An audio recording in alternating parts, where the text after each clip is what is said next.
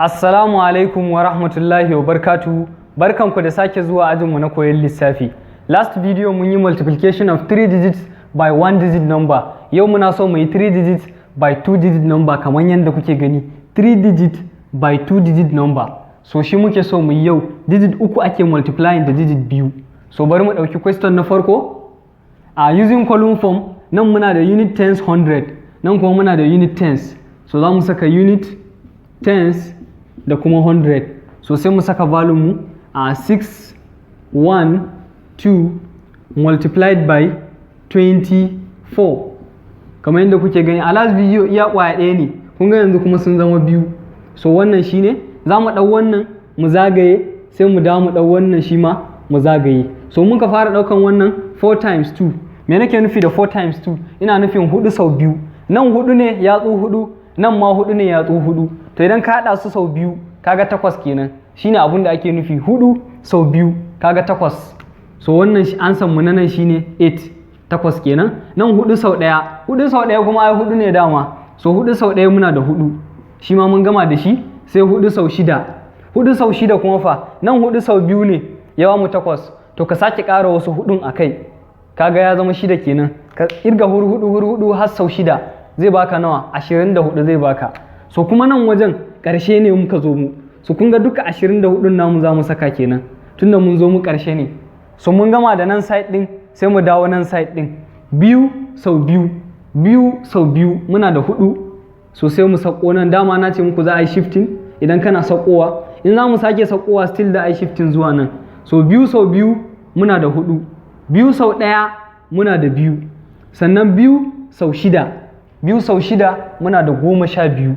So kun ga biyun mu yana nan, shi kuma wannan ya fita waje haka. So sai mu yi adding answers din mu guda biyu. Kuna dai ganin yadda muke jera abun ko? Wannan na farkon 4 times 2 8, 4 times 1 4, 4 times 6 shine ya bamu 24. So 4 din mu na setting nan, shi kuma wannan ya dan fita waje.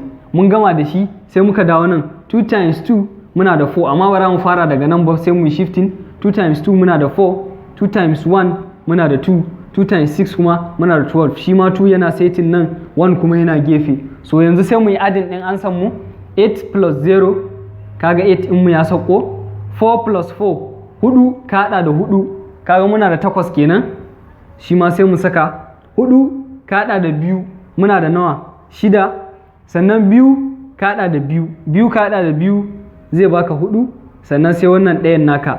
So wannan a takaice dai shine ansan mu. In ka ɗau wannan ka yi multiplying gaba ɗaya, sai ka dawo ka ɗau wannan ka yi multiplying gaba ɗaya.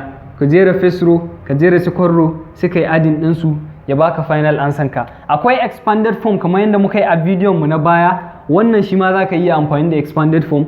Za ka iya cewa 612 ɗin nan multiplied by 24. So za mu iya raba guda ɗaya daga cikinsu. Yanzu mu bari mu raba wannan 24 ɗin, sai ya zama into 2 places.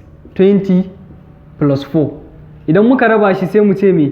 612 times 20, kaga bracket ɗaya plus, sai mu ce 612 times 4. So bayan haka zan bar muku wannan ku karisa, ku ajiye mana ansan ku a comment section, ku hada da wannan question na biyu. Wannan za ka yi multiplying, nan ma ka yi multiplying, sai ka yi adding answers ɗinka guda biyu, zai baka final ansan ka. Sai wannan question na biyu shi ma ku gwada, ku ajiye mana ansan ku a comment section. Mun gode da kallon bidiyon mu, kada ku manta idan ba ku yi subscribe to channel din ba ku yi, a ajin koyon lissafi, sannan ku yi sharing videos namu. Mun gode.